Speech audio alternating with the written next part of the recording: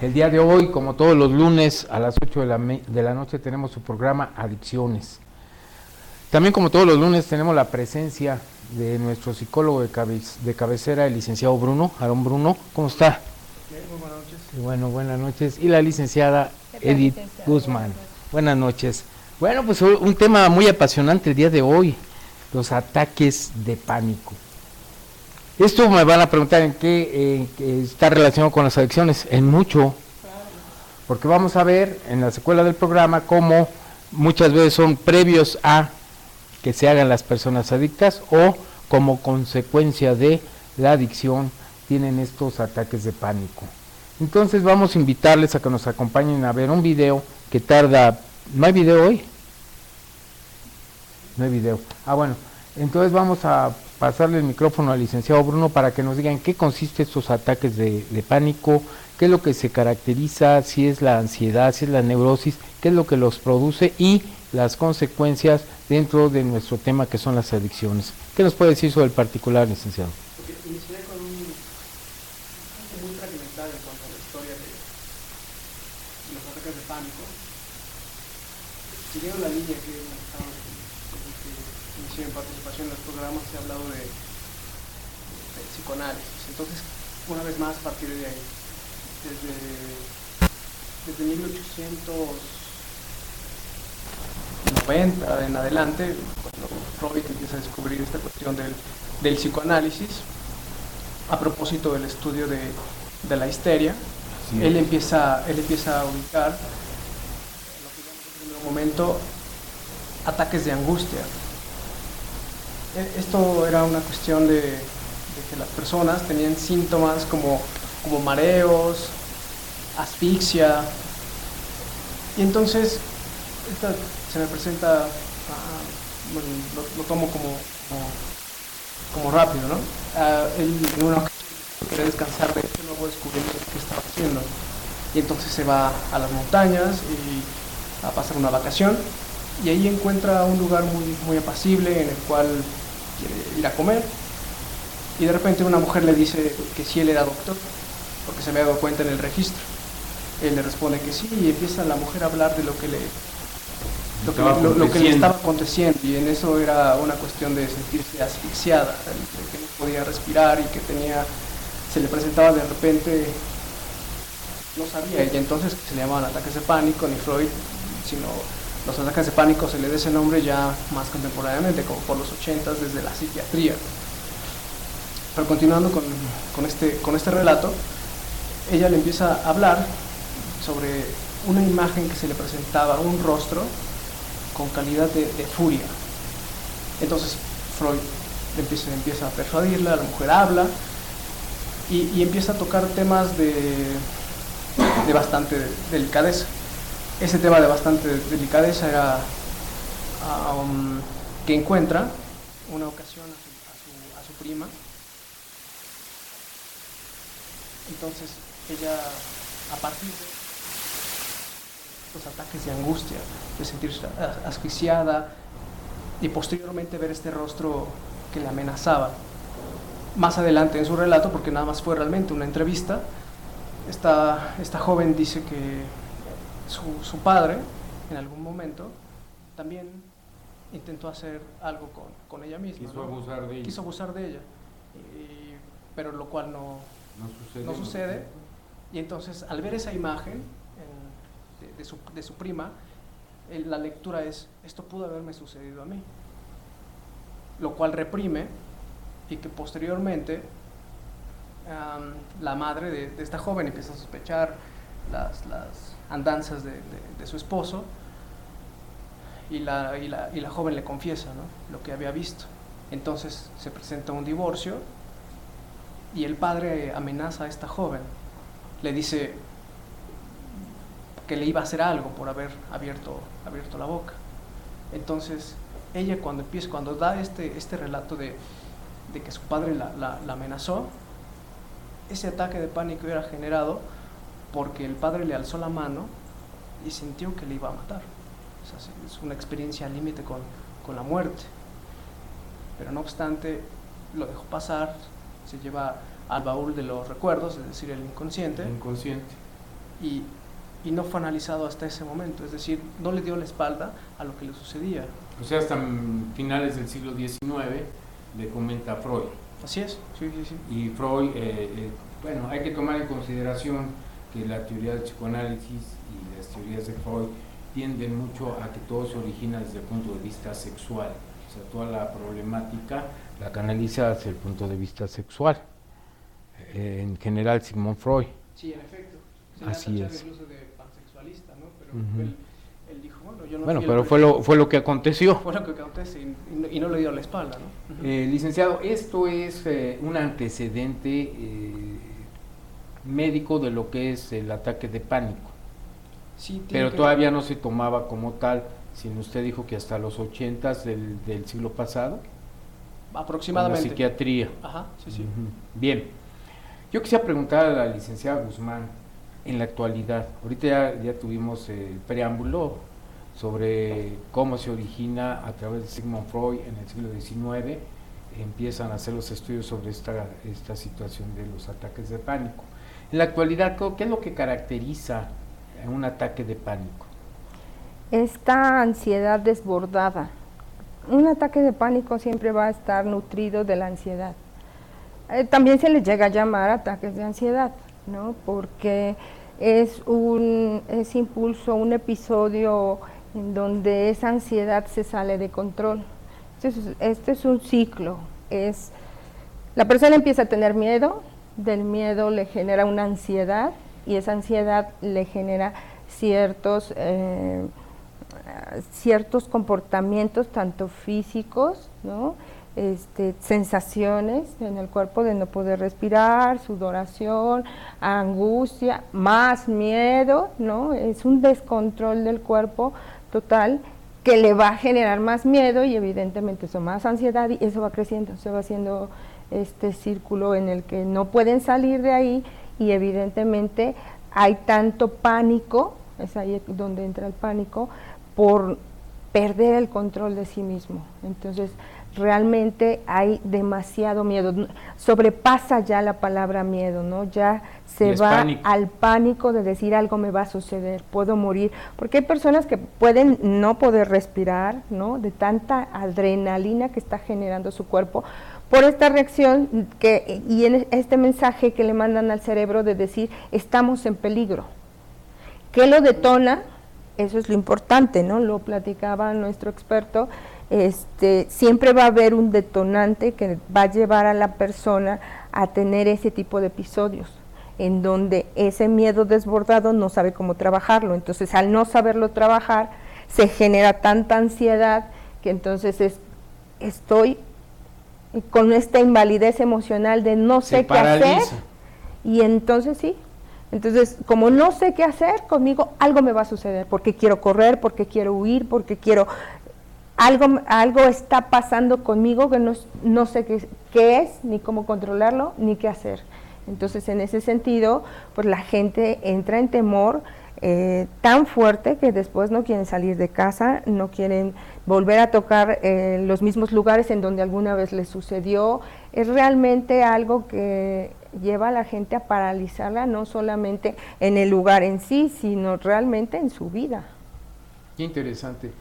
Licenciado, yo quisiera preguntarle, estos temores, estos miedos, esta angustia que tienen como consecuencia el ataque del pánico, ¿son a veces justificados o hay ese tipo de angustias que uno percibe y no hay un motivo inminente de peligro, sino que es, como le dicen coloquialmente las personas, un presentimiento de que va a suceder algo catastrófico?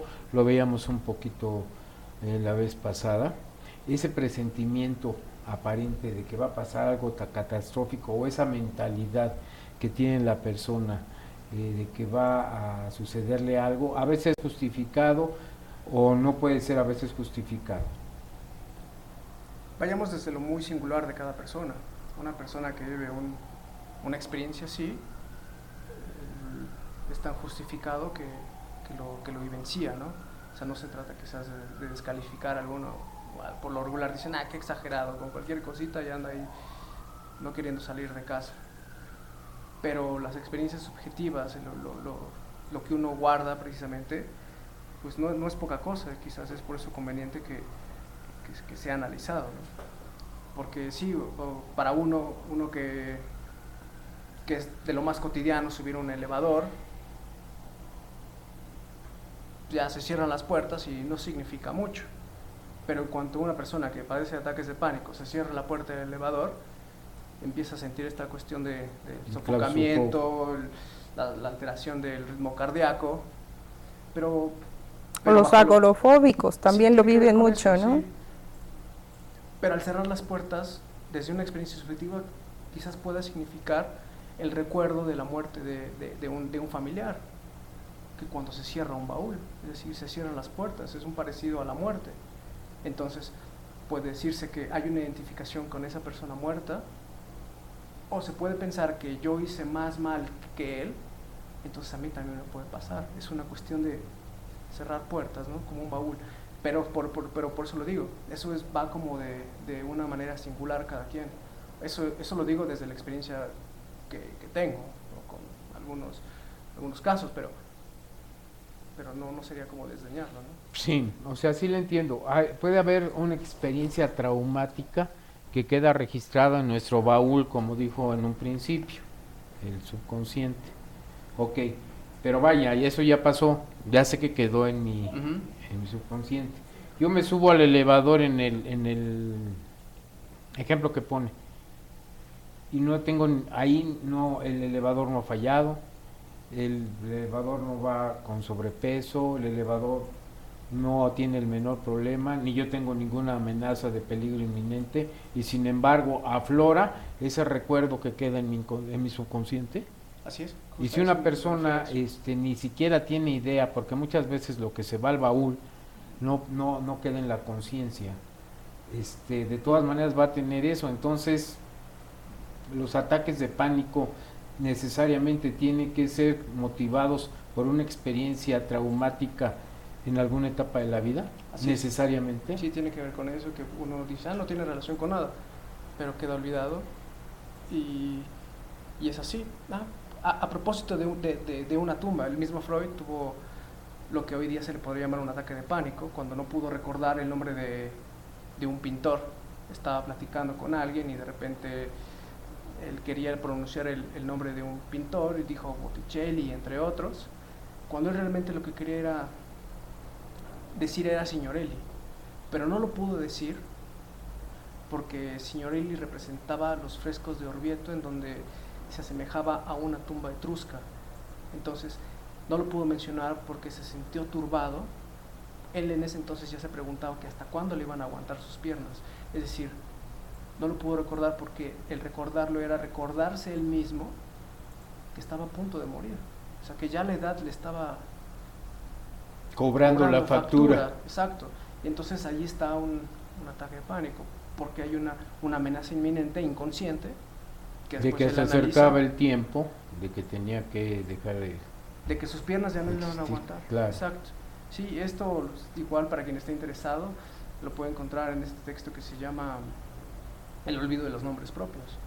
O sea, que pareciera que una cuestión insignificante como el olvido de un apellido, una avenida, no es tan insignificante, ¿no? O sea, alguien lo puede turbar al grado de sentirse asfixiado, tembloroso. Es lo que puede ser también como un ataque de pánico. Bien. Ahora vamos a verlo desde el punto de vista de las adicciones, que es el tema de este día. Las adicciones. Las personas que recurrentemente presentan ataques de pánico son más fáciles de canalizarse al grupo de los adictos.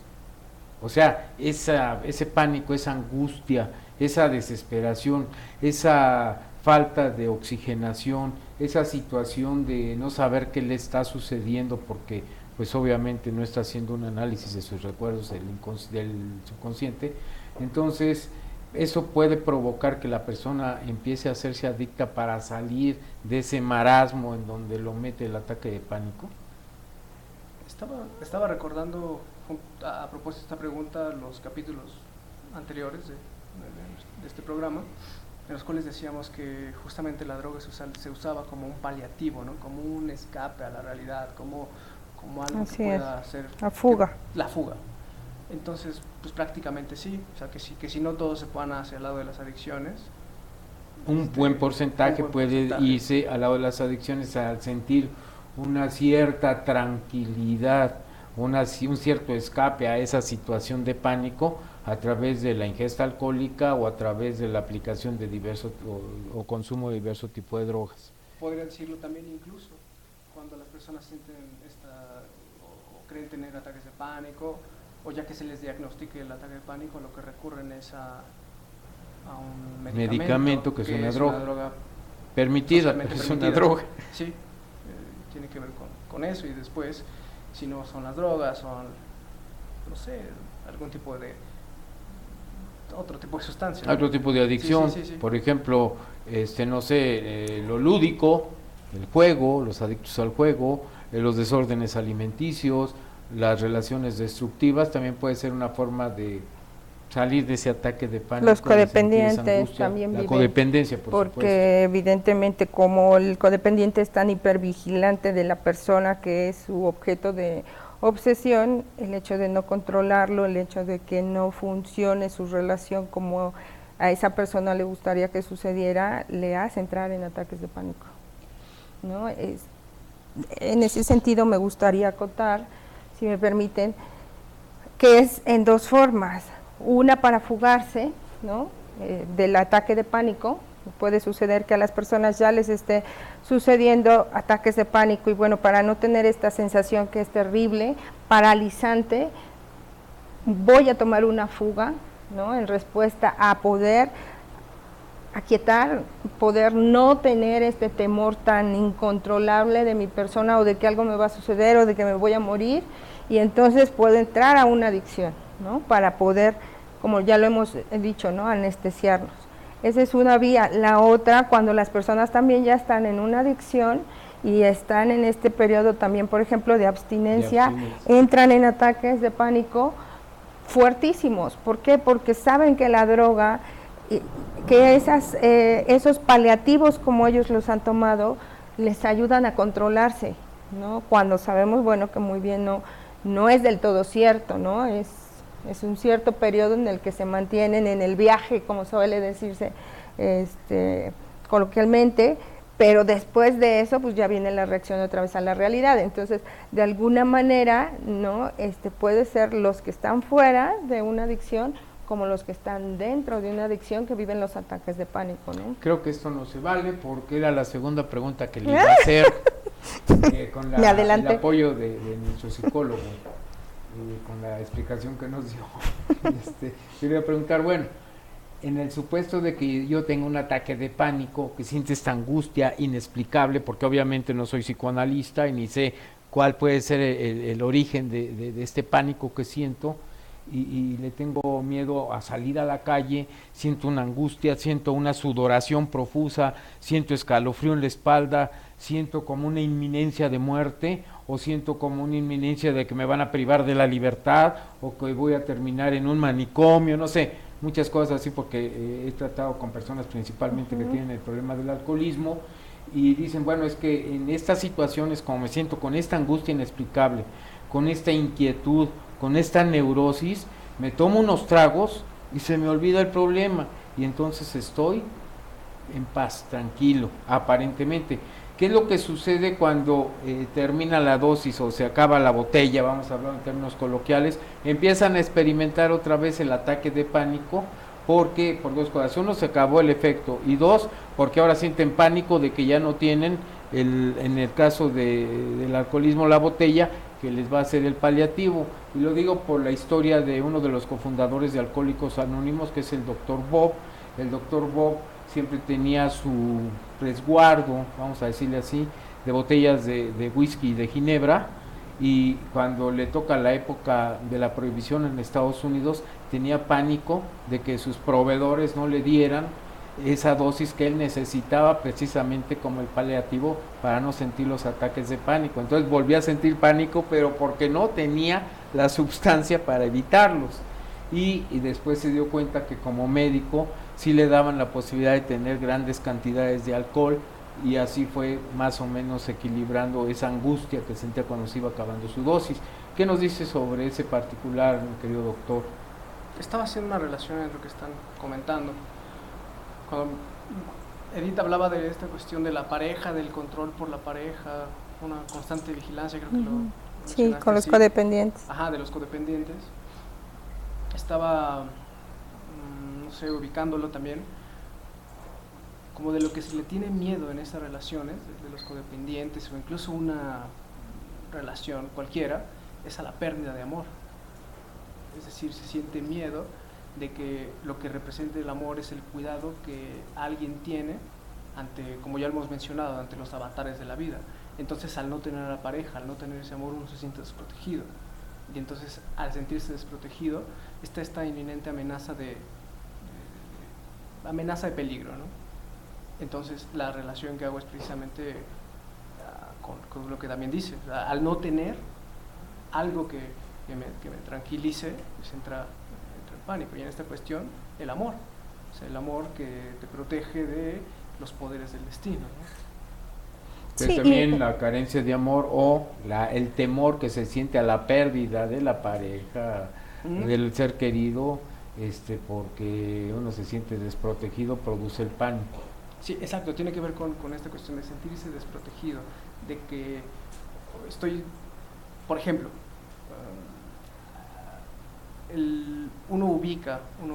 una persona ubica que su padre está envejeciendo, que está perdiendo fuerza. Este padre fuerte, este padre protector, ya no es el mismo que le dotaba de cuidados. Y entonces, al ubicarse, que como en el ejemplo de Freud se va acercando más hacia la muerte, esta desaparición del padre, esta pérdida del padre o familiar que lo protege, le genera una cuestión de miedo, ¿no? O sea, ¿y ahora qué voy a hacer? Entonces es una cuestión de sentirse desprotegido ante la vida, como ya lo hemos también mencionado en otros. Lo que comentaba la licenciada, la codependencia. Y se da en todas, los farmacodependientes también, que es una adicción de la que poco se habla, también es ese miedo, igual como el alcohólico no tener las botellas, el drogadicto no tener su droga, los farmacodependientes no tener sus medicamentos. O sea, va mucho relacionado con ese miedo, para mí, de la pérdida, ¿no? En los casos que yo he escuchado, que yo he visto, que me ha tocado estar de frente a las personas con las que han sufrido diferentes tipos de adicciones, es ese miedo a la pérdida.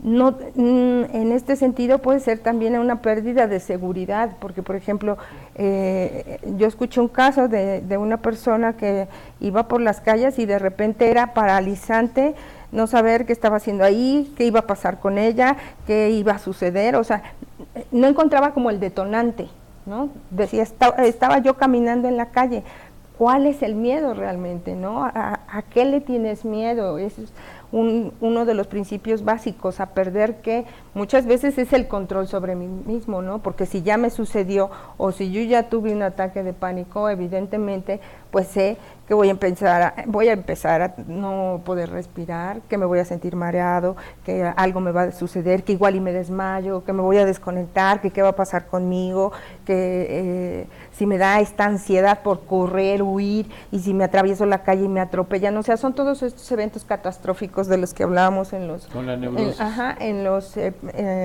programas anteriores.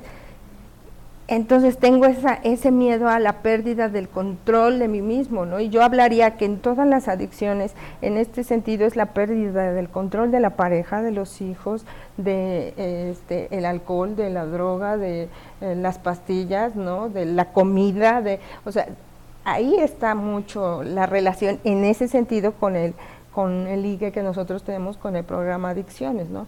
No quiere decir que todas las personas que tengan ataques de pánico son adictos, eso sí no, pero sí es... Una gran parte, sí. Sí, lo viven. La experiencia que hemos tenido. Así es, yo ahora que tocó el tema de la farmacodependencia, les quiero narrar la experiencia de una persona que no era farmacodependiente, sin embargo, una vez con el pánico de que supuestamente sentía que ya tenía cáncer, le dice al doctor, no puedo dormir hasta que salgan mis estudios. Entonces el doctor le recetó media pastillita de, no me acuerdo yo qué droga porque pues no lo viví, me dijo, hagan de cuenta diazepam o algo de esas drogas para dormir. se toma media pastilla para que pueda dormir tranquilamente y evite ese ataque de ansiedad y de pánico y duerme. Después fue de media pastilla, pasó a una pastilla, después a pastilla y media, a 2 pastillas diarias, a 3 pastillas diarias, y después no sabía cómo hacer recetas porque solo se la vendían con la receta médica para tener una suficiente cantidad de este fármaco en su casa, porque ya no le hacían nada en 3 o 4 pastillas al día. Entonces ese ataque de pánico, esa ansiedad que tenía por el temor de que iba a morir de cáncer según él, después tuvo como consecuencia que se hiciera adicto a los omníferos, y a grado tal que después estaba como loco buscando en todas las farmacias del Distrito Federal y del interior de la República el fármaco para mantenerse tranquilo. Aquí yo vi un caso de una persona que no era adicta y que sin embargo como consecuencia de ese ataque de pánico porque sentía que se moría, que en realidad ni cáncer tenía el pobre, pero sin embargo se hizo adicto a esa droga y después ya no podía dejar esa droga. Entonces mucho tiene que ver para la drogadicción y para las adicciones estos ataques de pánico, pero a mí me gustaría que el experto, el psicólogo, nos dijera sobre esto. Sí, en efecto, está mencionando esta cuestión como es un encuentro cercano o el miedo a la muerte. Así es. Es lo que se presentaba tanto en el primer ejemplo que di, de esta joven, Freud, al preguntarse hasta cuándo iban a aguantar sus piernas, es un miedo a la muerte, que estaba como próxima. Y cuando estaba dando esos ejemplos mencionaba una cuestión que cómo se presenta eso en la actualidad, ¿no? ¿Qué hay en la actualidad ahora acerca de eso? En la actualidad se siguen presentando estas cuestiones muy parecidas a las que Freud ubicó en esta montaña. Y yo mismo me encontré con un caso similar. Resultaba ser que una de las jóvenes a las cuales yo veía en este lugar de reclusión en el que trabajé, mencionaba un abuso sexual por parte de un pariente muy cercano. Y este pariente la amenaza diciéndole que si ella abría la boca, le iba a llevar a los payasos. O sea, advertido de que esta niña, cuando niña, le temía a los payasos. Entonces ella, es una presentación, los payasos es una presentación cultural de la muerte, ¿no? Comúnmente se dice, te va a cargar el payaso, es decir, te va a cargar la muerte. Es una forma muy peculiar de decirlo. Entonces ella estaba amenazada de muerte si abría la boca. Posteriormente ella empieza en una cuestión de adicciones y en sus alucines ella veía un rostro deformado, parecido en el caso primero que decía, veía un rostro deformado pero sangrando. Resulta ser que ella posteriormente tiene un abuso sexual y resultaba ser que el rostro deformado era quien había abusado posteriormente de ella. Entonces el rostro deformado era un payaso al que incluso ella le dio muerte. O sea, al sentirse amenazada de muerte, le da muerte al que la amenaza. Entonces con esto quiero agregar que ni con las drogas ni con el alcohol se puede escapar de la represión. Claro. Es decir, siempre hay una cuota de eso que se reprime. Es como no se escapa de la realidad, sino se sustituye la realidad por otra, y entonces va como pegado el evento traumático. Pero mientras no se analice, se va a seguir quizás delirando o viendo cosas, ¿no? que amenazan a la vida de alguien. La vida de la persona. Sí. No, y bueno, nosotros también tenemos un caso muy cercano con el temblor, con el sismo del 85. La gente vivió episodios y escenas muy fuertes en las que perdieron familiares, en las que vieron escenas trágicas. Y bueno, hoy en día cuando se tienen temblores en este país, mucha gente cae en ataques de pánico porque aunque estén a salvo, aunque estén en la calle, en un lugar seguro, en una zona de seguridad, aún así viven el ataque de pánico porque evidentemente es otra vez ese descontrol y el no saber cómo actuar, qué hacer para no vivir ese ataque de pánico, ¿no? Entonces sí tiene que ver, estoy totalmente de acuerdo, con un acto totalmente traumático en la vida para poder ver que uno está inválido en ese momento para poderse defender, y es cuando caen en esta ansiedad, en este miedo desbordado, que se convierte en pánico, ¿no? Y claro, y las drogas, que también son una forma, no quitan el ataque de pánico, es un paliativo para que momentáneamente la persona se siente en paz, obviamente que regresa y obviamente que regresa peor. Bien, para corolario de lo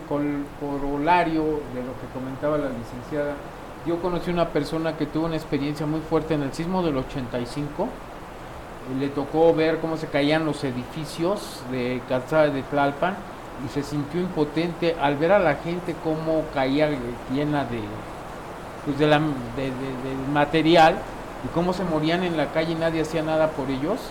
Y entonces esta persona, a raíz de lo que vivió en 1985, no podía vivir si no estaba totalmente ebrio o drogado. O sea, solo ebrio o drogado podía estar tranquilo. Cuando se le pasaba el efecto de la droga o el alcohol, empezaba otra vez con unos ataques de pánico, que se quería morir, sentía que seguía temblando, que se iba a acabar el mundo y todo eso, que hasta tuvo que ver psiquiatra, y incluso estuvo algún tiempo en un centro psiquiátrico por el trauma psicológico del sismo del 85. En fin, desgraciadamente el tiempo nos ha ganado. ¿Qué podemos concluir de esto, licenciado, en muy breve? Pues que no le den la espalda a las cuestiones subjetivas que se albergan en el inconsciente para poder analizar estas cuestiones de ataques de pánico, ¿no?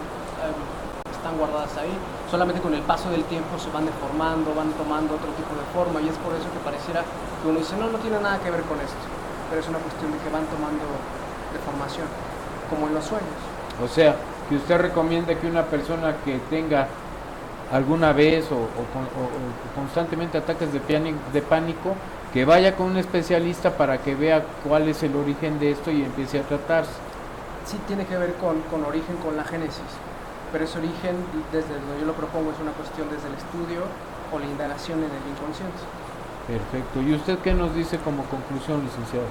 Pues bueno, que los ataques de pánico no hay que dejarlos a la deriva. Sí es importante, y viene otra vez a sumar todos estos programas que hemos estado viendo, sí es importante conocernos a nosotros mismos, porque no tenemos ya esa invalidez como para no podernos defender. En este sentido, cuando las personas tengan ataques de pánico, lo recomendable es primero hacer respiraciones profundas, porque cuando uno respira profundamente oxigena el cerebro y eso nos da mayor tiempo para poder pensar mejor. La otra, saber cuando uno está en periodos de tranquilidad antes de tener un ataque de pánico, saber que uno puede salir de esa situación, que no va a suceder nada grave, que no lo va a llevar a la muerte, tratar en el momento que le está pasando este episodio de distraerse, de buscar una manera, un punto fijo, ¿no? Si está en la calle, de tomar un lugar cómodo para poder dejar que este episodio pase, empezar a trabajar con su mente diciéndose cosas propositivas, positivas, de que eso va a pasar, de que no le va a suceder nada. Obviamente la respiración ahí es súper importante, tratar de tranquilizarse, tratar de evitarlos, o sea, el hecho no de evitarlo, sino el hecho de que cuando sucede un ataque de pánico, esta evitación de decir no lo quiero sentir, va a hacer que aumente. Entonces no traten de evitarlo, sino traten de saber que están conscientes que están teniendo un ataque de pánico, saber que tienen que trabajar con ellos en ese momento, ellos mismos ayudándose a sí mismos, porque de fuera no puede llegar la ayuda, tiene que ser de dentro de uno mismo, sabiéndose uno que sabe uno que puede salir de esa situación, que ha salido en otras ocasiones, y no tener miedo a esta parte en donde dice uno, si salgo a la calle me va a dar un ataque de pánico, si me quedo en mi casa me va a dar un ataque de pánico. No tenerle miedo a la vida, más bien trabajar en uno mismo, trabajar en su autoestima, buscar las maneras de buscar esa fortaleza de su propio ser para poder salir adelante en un episodio como estos, porque sí son muy fuertes. Quien no lo ha vivido no lo entiende, pero quienes ya se ha pasado por ahí, pues evidentemente son cosas incontrolables. Entonces el ser mismo puede controlarlo. Si no puede con esta situación, evidentemente la ayuda profesional es muy recomendable, ¿no? Claro. Bien, pues a mí no me queda más que agradecerles el favor de su atención e invitarlos para que el próximo lunes nos sigan acompañando en su programa Adicciones. Muchas gracias.